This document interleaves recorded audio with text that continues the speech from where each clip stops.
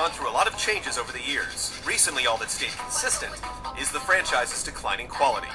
Need for Speed Shift marks yet another new direction, ditching cop chases and cheesy movie sequences to focus on a more authentic racing experience. Does it have enough horsepower to jumpstart its reputation?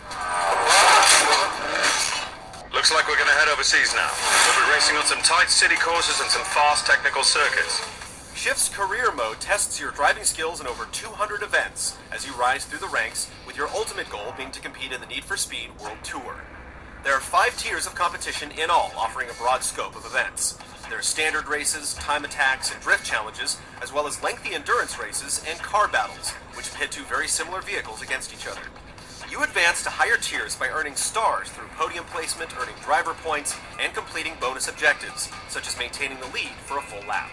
There's plenty to do in each tier, and higher ranks become available long before you've exhausted earlier options. Your driver profile, which tracks your driving style as it evolves, develops in parallel with your career progression. The actions you take on the track are weighed as either precise or aggressive, and are assigned values that add to your experience pool. Depending on which way you learn, you earn special badges that illustrate your driving behavior. When you earn enough points, your driver levels up, giving you access to more customization options, additional garage slots for new cars, and invitational events in line with your driving style. The vehicle selection isn't exhaustive, but Shift's stable of more than 65 cars centers on the most desirable vehicles out there, without padding the numbers with minivans or superficial variations on other models. Many cars can be upgraded with body kits or nitrous tanks, and tuning-minded players can choose to work with either general attributes, like balancing top speed with acceleration, or get in deep to tweak stuff like tire pressure and gear ratios. Visual customization isn't quite as robust. You can add aftermarket rims, repaint vehicles, choose pre-designed liveries, and add vinyls, but there aren't any tools to let you copy vinyls from one side of the car to the other, or to create designs from scratch.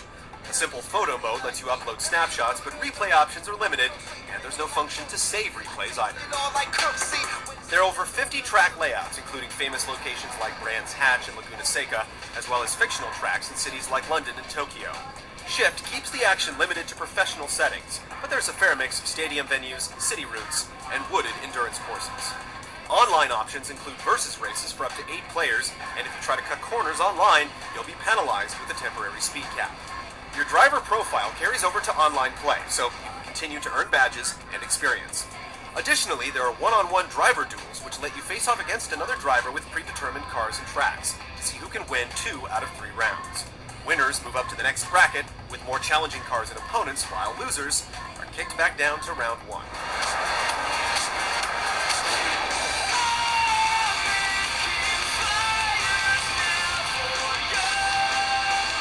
Car handling in Need for Speed Shift is sim-based, but accessible. After the initial test lap, players are able to choose from one of 4 driver settings, ranging from Casual, which provides generous braking and steering assists, to Pro, which dispenses with traction control and anti-lock brakes. Likewise, you can turn off the green race line or enable damage effects. With the damage option on, strong collisions will alter your steering and speed, but it isn't so involved that you'll knock off wheels or total your ride. The settings provide options for every player, but aside from personal satisfaction, there aren't any rewards for choosing tougher setups. In addition to races and time attacks, Shift also has a series of drifting competitions to master. The more authentic drifting technique can be quite challenging for players used to sliding around corners in older Need for Speed titles. There's no tutorial or space to practice, so if you're determined to master the drift, you'll just have to retry earlier events until you get it right. When it comes to getting behind the wheel, Shift fires on all cylinders. You'll notice significant differences in handling depending on which car you drive. The Aston Martin DB9 feels smooth and almost detached. The Chevy Camaro muscles its way forward with power, and the Nissan GT-R can practically drive sideways through slippery turns. The sense of speed when you first get into the seat of a Tier 4 car, like the Pagani Zonda, is incredible.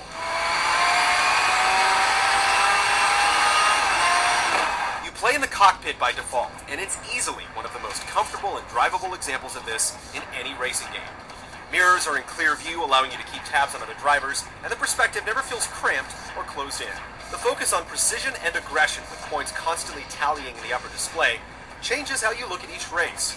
If you're going the precision route, you'll use more caution to pass opponents without trading paint, and do your best to master all the corners in each track.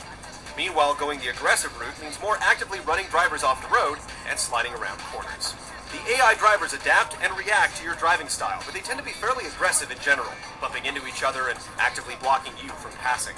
It's not uncommon to see drivers ahead of you crash into each other or simply blow a turn and slide off course.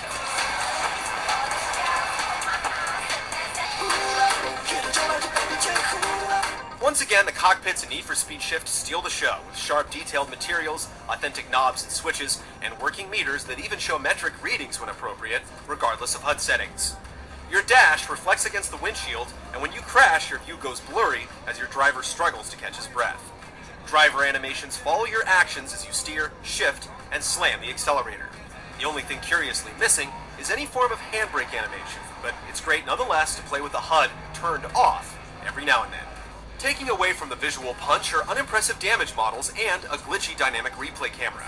Lengthy load times force you to stare at dull tip screens, and the PS3 version is hampered by increased aliasing issues that appear when playing in SD, as well as a few more frame rate hitches. On the audio front, Shift features loud roaring engines and environmental effects that send the Sweet Piston songs echoing back at you as you pass by shipping containers or other hard surfaces. It's wonderful overall.